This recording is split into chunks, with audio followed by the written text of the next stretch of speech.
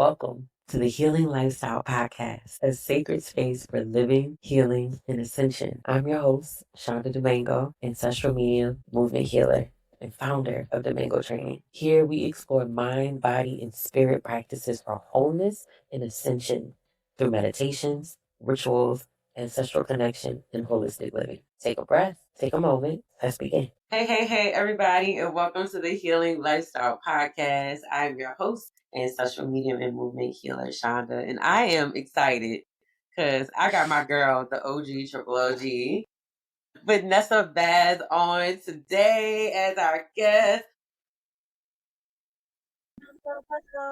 Vanessa is, y'all, she's a creative, but let me break it down to you though, okay? She is like gardener, farmer, DJ, nail design, like fashionista, stylish, like swag on 1,000, okay? And one of the things that I love about Vanessa and why I asked her to come on to today's episode is that she is one of the moms in my healing mom tribe, a mom that is on her own personal healing journey and raising her beautiful daughter Zoe with the intention of making sure her daughter is brought up in a healing lifestyle. In a life, what does that mean, right? In a lifestyle where she's being intentional about making sure she's not passing down not just her own wounds, but ancestral wounds. That her daughter understands eating from the earth, that she is teaching her daughter in ways that help her learn how to already know how to regulate her nervous system straight out the gate. That she already stays connected to the fact that abundance is her birthright, that joy is her birthright, that rest is her birthright, especially as a little, young, beautiful girl of color. And I wanted Vanessa to come on just so we could talk about what that looked like, right? Being a healing mama, raising a child in a healing lifestyle, and really honor the journey. So that's what I'm doing all this month of May, is bringing on the healing mamas. So thanks for being here, sis. Thanks for having me. Yeah. So we're going to go straight into talking about my girl, Zoe. So just tell us about Zoe and tell us about what's your foundation when it comes to raising Zoe with this understanding, this healing lifestyle, this understanding of raising her in such a positive, rooted and grounded to know who she is straight out the gateway. My girl Zoe, she is just, my friend calls her a bundle of abundance. That's literally what she is. Abundance. Okay. She's about to be 2 next month in June. And she's so smart, as you know, and just in so many ways. And I don't even know. I know. She's amazing. Yeah. Like, there's no other word. So keep going. No, go ahead. Ask me. I was about to give Zoe her flowers. Yes. But give you your flowers for sure. But yes, like for people who may not get the chance to meet the amazing Zoe. Zoe is too, like her beautiful mother said. Zoe will talk to you, like have a full blown conversation. You will know exactly what she is saying. Zoe like can identify words. And Zoe will walk around a garden and eat everything in it. Like and that is so beautiful to see. Yeah. So can you talk to us about how you chose to raise her with that understanding of being connected to the earth? Well, I have been a vegan for 13 years now. So I kind of always, I guess, assumed like if I had a child, like I guess I had to think about that. Like if I had a child, would I raise them vegan? Would we raise them vegan? And how would that actually look like in the real world or in our world? And it's actually turning out to be a lot easier than I thought it would be. Because of course everyone was like, you're not going to have time to make her food. She's not going to be vegan. She needs protein. Mind you, nobody knows what protein does. And, you know, she's going to be deficient in this and blah, blah, blah. And I was like, okay, y'all health not even together. So please don't come over here with that negativity.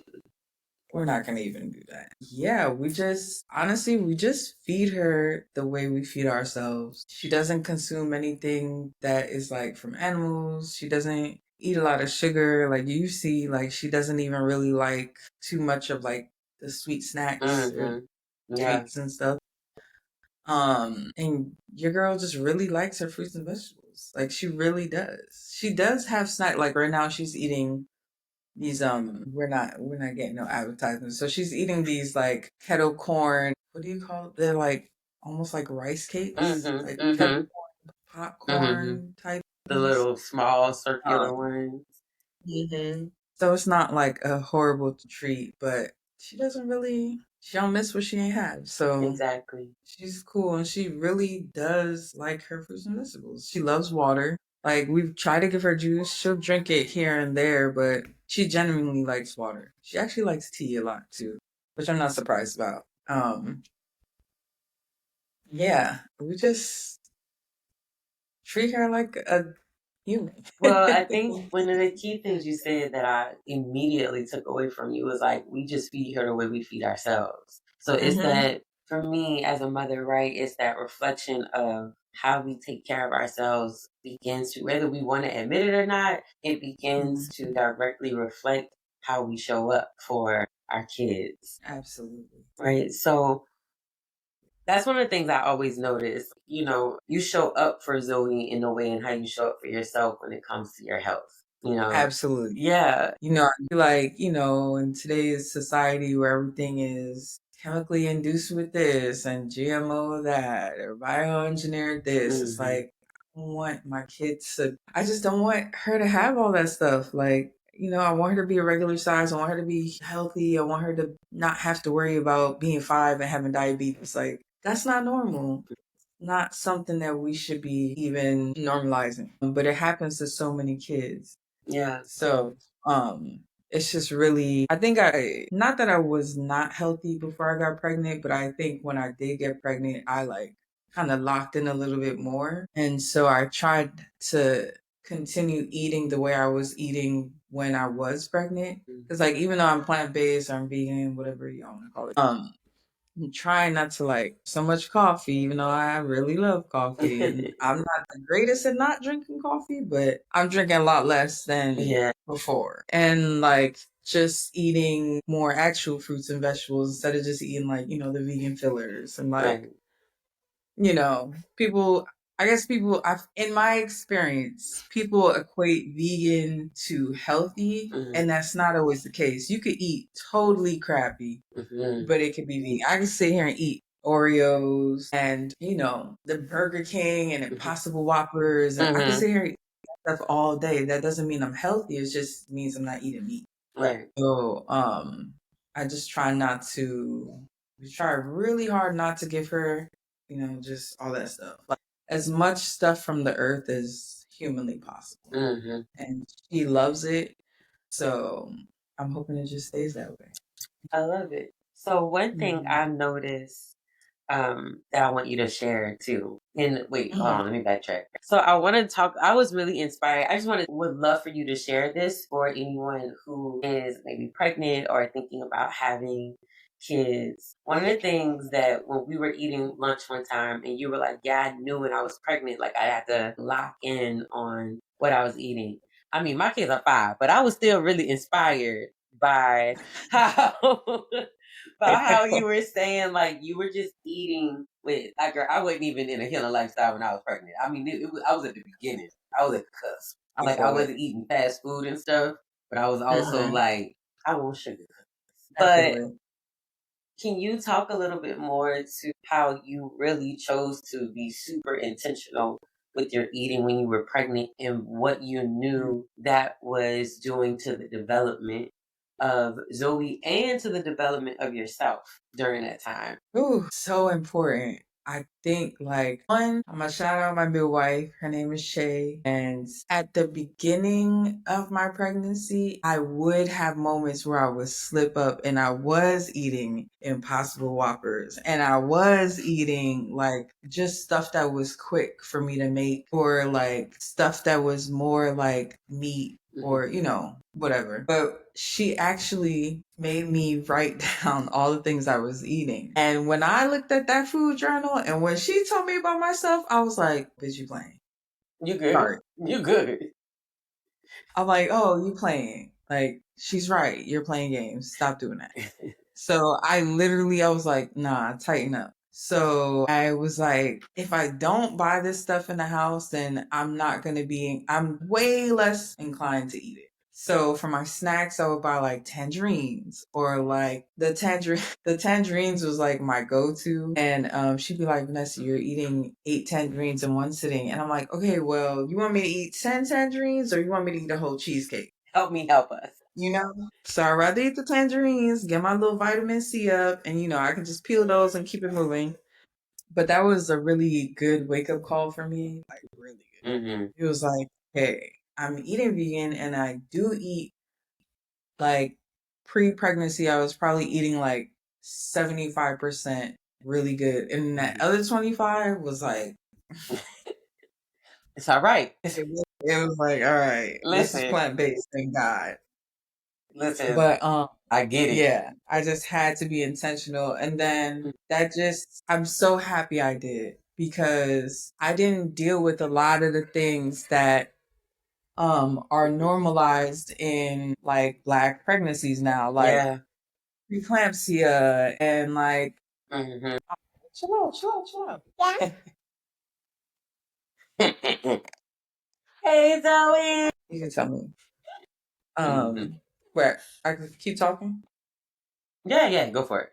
So yeah, I didn't deal with a lot of that stuff. I didn't have any stretch marks. I didn't even, my feet didn't even get swollen. Like, to be honest, like, Nice. I never had a problem. Even like at the end, like, if did my feet get, no, my feet didn't get swollen because I was still wearing my same clothes. I was still wearing my same shoes. The only thing that couldn't fit me was like obviously jeans or my t-shirts, but like dresses and stuff, that was fine. But I didn't have anything.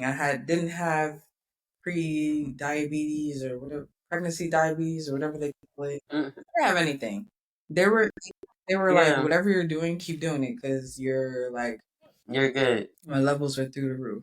Yeah, I'm really grateful that I did lock in, and then I didn't gain that much weight. I probably only gained like 30 pounds while I was pregnant, and most of it was my Mm-hmm. stomach. So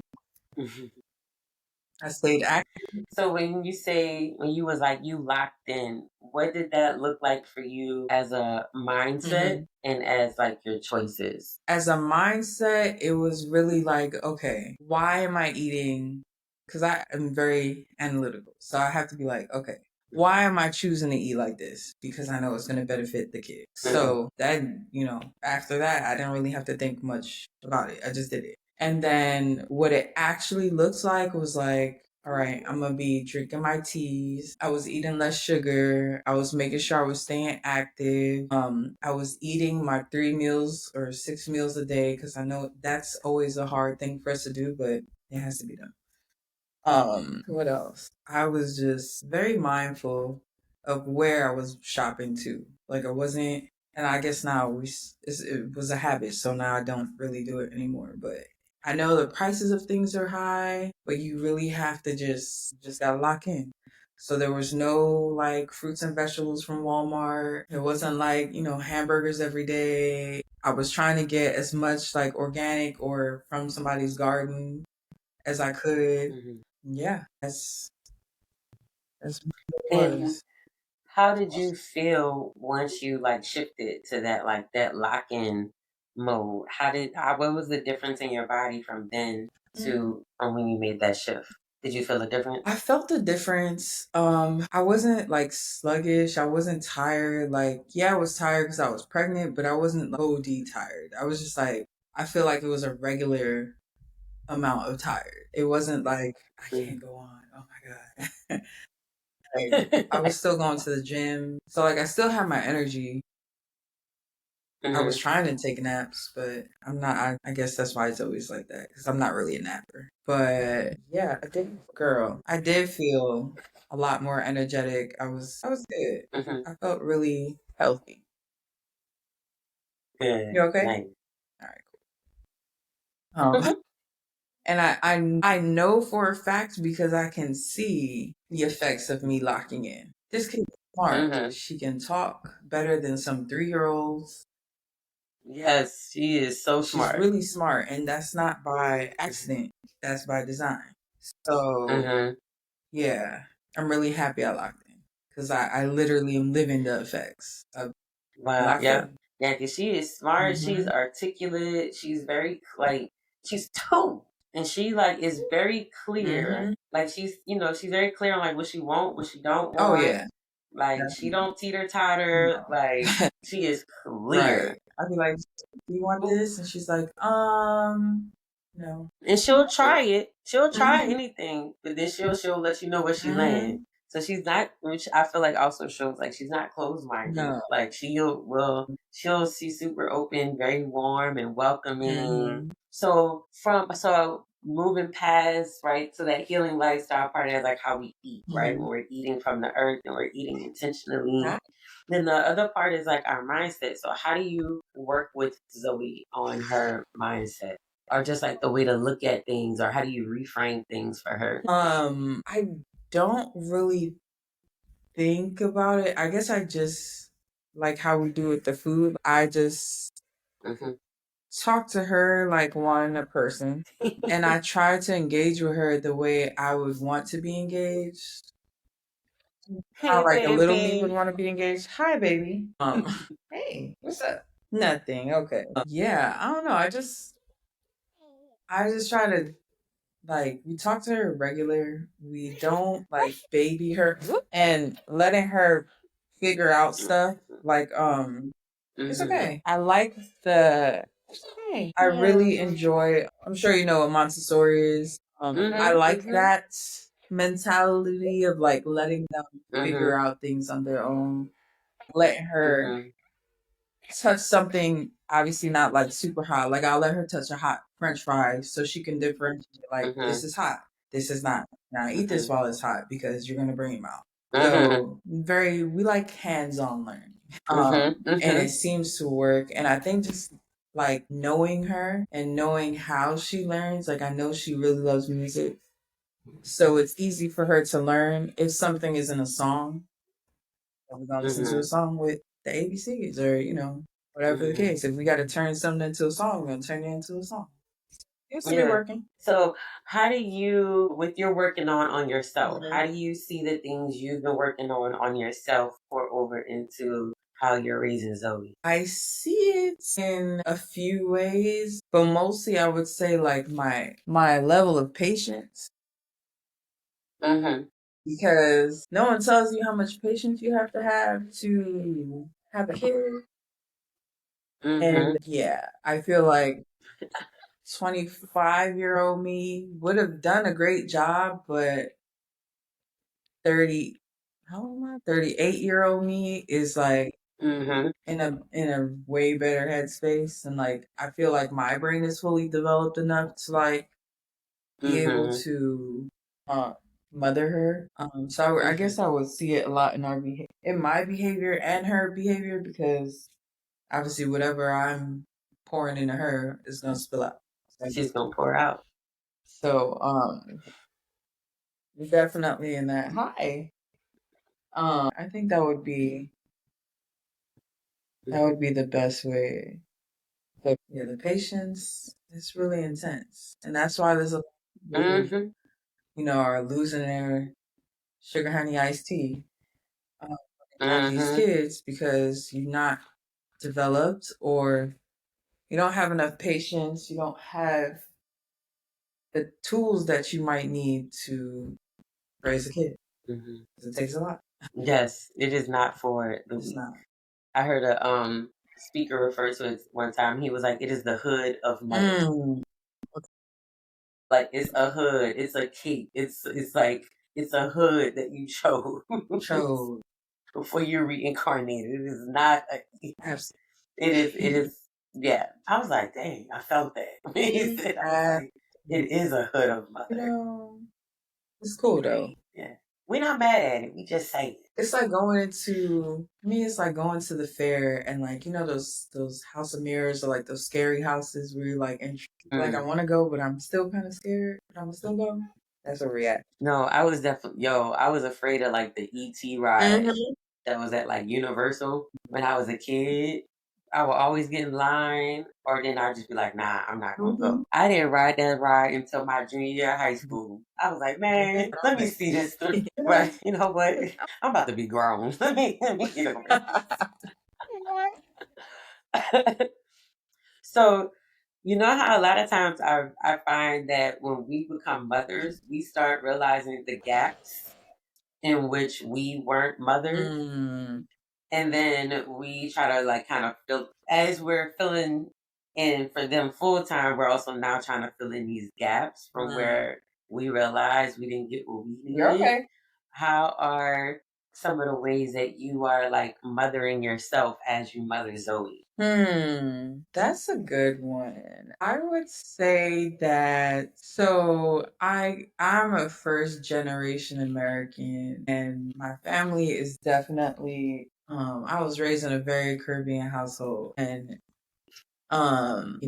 they do not really care per se about one's creative endeavors. It's more of like, be practical, become a nurse, become a lawyer, which is actually what I was doing, the gag. But then I realized that's not what I'm not going to want to be here in 20 years. I know it. And I'm so glad I did. But yeah, I would say that raising her to embrace her creativity and embrace that like life might look this way for you and not this way. Like you might want A, B, and C instead of C, D, and E or D, E, F, whatever. Because I was not always allowed that space to, like, my parents are like, a creative, what's that? Are you a lawyer? Bless you. They're like, so you're not a doctor. So how are you gonna make money? Like that's all they really care about, which is fine. I get that. I do.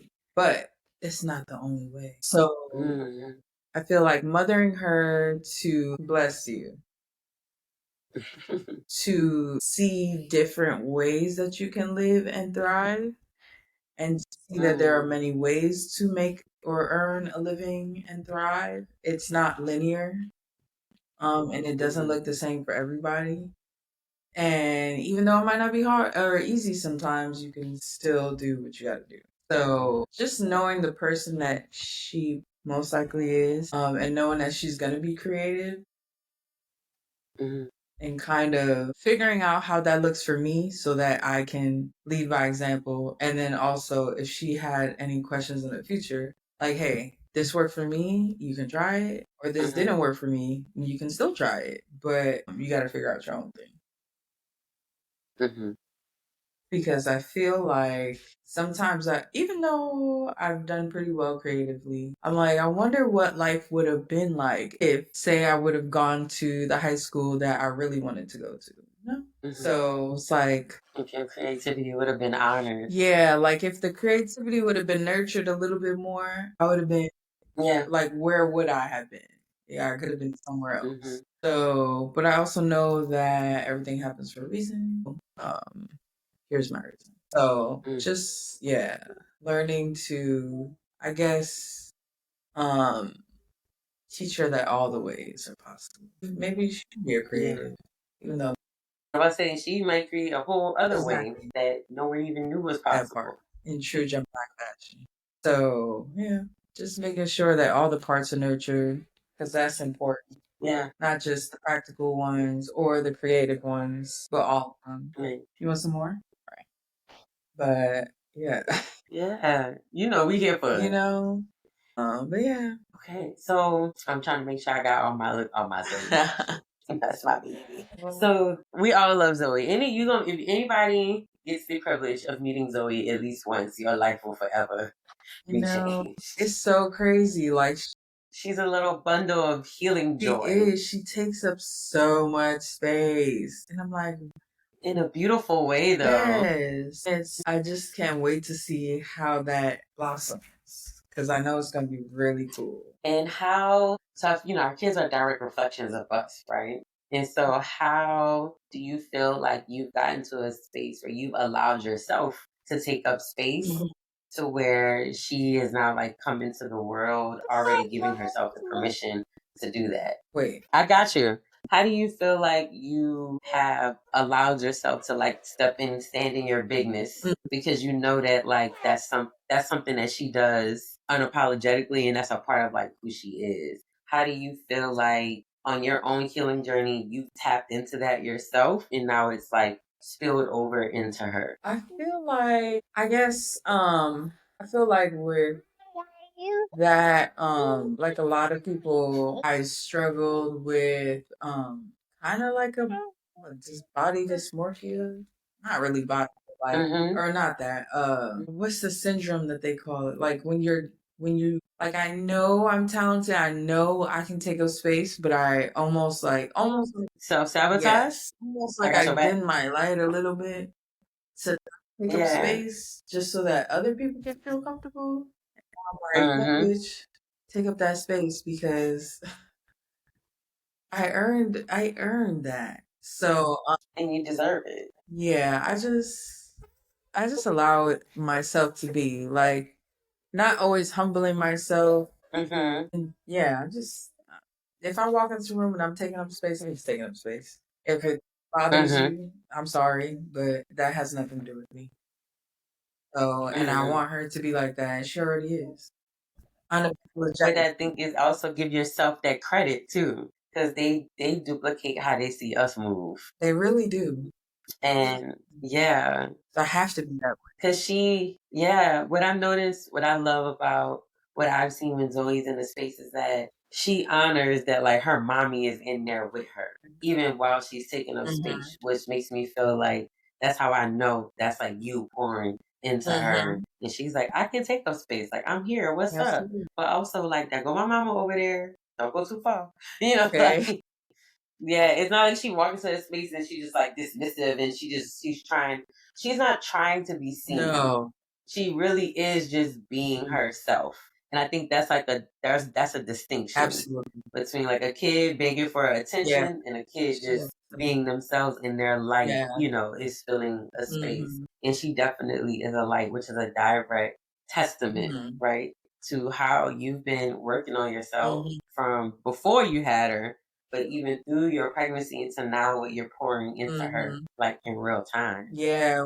We like really allow her to be free. Like if your kid can't even be free around you, like in their house, where they should feel the most free, they ain't about to feel free nowhere else. And I'm not gonna like cage my kid up in this society. If you gotta be wild and feral, do that. But just do it with your chest. Do it with your full Do it with chest. your full chest. If you're gonna be crazy, commit. Commit. Because I got your back. okay. Definitely, Commitment. just commit. And that's funny because yesterday we went down the street to try to catch a second line, and we were coming back in the house, and my cousin was like, "She like Zoe doesn't really know fear. She doesn't like she's like the kid who walk on a tightrope and just walk, and but she knows somebody got Hmm. her." And that's how she moves, and it's so funny, but I love it because she just be doing stuff like she'll like go walk, on this one brick and the brick is tethering and she's like, it's okay because somebody got me. My mommy got me. My daddy got me. Like, I'm not about to get hurt. I know that much. She's just free. I'm not about to cage my kid up. In 2025, when the world is already trying to cage our kids up, no, it just don't serve me. That right there. You know? You just said it. Can And I think look at me, we all want the Zoe, like we all like healing towards that Zoe mindset of like somebody got me, somebody, like spirit got me, source got me, my ancestors got somebody, my higher self got me, somebody got me. So let me go ahead and just live yeah. big. Let me go ahead and just expand real quick. hmm it's really cool to see. Like I feel like if we were nurtured in that way, a lot of us would be leading very different lives. Oh yeah. I think that's why you see a lot of people in their like early fees making like complete career Girl. switches and changes into just really doing what they love. I think that's also why we saw so much of it during COVID. Yeah, a lot. People really realizing like, everything could really change like tomorrow. And So like you let can't me control it. You just gotta roll with the punches. you gotta roll with it. So what you may as well be doing something you like. Okay. Cause truly, truly, truly, like I think that would like not that I wish that we went back into COVID, but with lockdown, but I feel like that's when we were our freest, and it was Mm-hmm. for that little bit. I feel like that was the universe's way of being like, this is possible. It is. Like you could live like this, for people to get sick and stuff. Yeah. But as far as the flexibility, Mhm. this flexibility, this all these people just kind of trying to tap into their purpose and their Mhm. creativity and not feeling like pressed by a clock. It was so very, very fluid, Mhm. you know. It was nice. It was really nice. That's all right. We holding on You to know, it I really am. as best as we can. That's actually how I got into all this gardening stuff. It was COVID. Like I've always liked it because we always had a garden in my backyard. I didn't have nothing. Hey, boo. I was grown in my front yard. Mhm. Raisin. So yeah, eat. You want to Yes. say hi? Say hi to. Hey, boo. She tired. Very much so. You tired? Yeah. Okay, bye. Oh, okay. Bye. She's I'm done with y'all. Man, her vocabulary. Her vocabulary and her note, like the knowledge that she has of the cues, the social cues, like you're She's very, yeah, and it's not even with her being observant. She just knows. just know. She just knows. But I think that's a testament to you doing the work on yourself because you're also the same way. So it's that testament of the work that you've been doing on yourself and how it pours over into our kids, whether we want to see it or not. It shows up. Our kids will always be a mirror back to us of like where we're at. Yeah. For sure. Really, For sure. yeah. Thank you so Hello. much for making the time to chop it up with me and have a little 1-2 about you and the fabulous Zoe. My girl.